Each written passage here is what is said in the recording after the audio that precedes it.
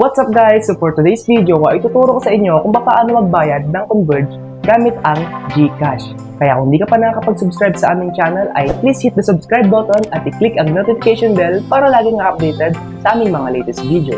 So first of all, kailangan nyo pindutin ang GCash na app. So dito, may kita nyo yung bills.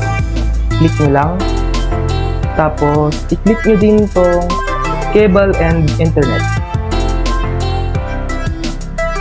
Since ang babayaran natin ay Converge Internet Service, ay hanapin natin yung Converge ICT.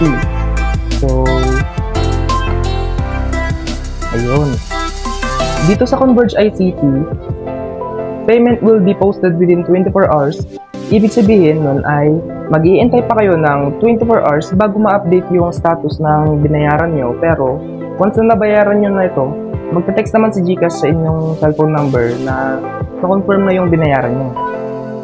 So dito ay kinakailangan nyo i-enter ang 13-digit account number at next ay account name. Yung account name na ilalagay nyo is yung nakaregister na internet service na in-apply nyo sa Converge. Then yung specific amount. And enter nyo lang din yung email address nyo.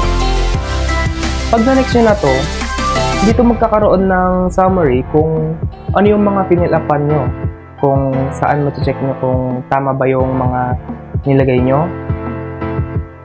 Kung may mali naman sa mga nilagay nyo, ay pwede nyo naman i-back at i-edit ulit yun. Tapos dito nyo na din makikita yung additional fee na babayaran nyo. So i-add nyo lang yun sa total amount ng babayaran nyo. So ganun lang kadali magbayad ng Converge Internet Service gamit ang GCash. By the way, sa mga gustong mag-avail ng aming Taragi t-shirt ay mag-message lamang sa aming Facebook page or mag-text sa aming number na nasa aming Facebook page. So yun lang guys, ganun lamang kadali magbayad ng Converge gamit ang GCash. And sana marami kayong natutunan sa video nito at marami pa kayong matututunan sa ating mga susunod na video. Kaya, stay tuned!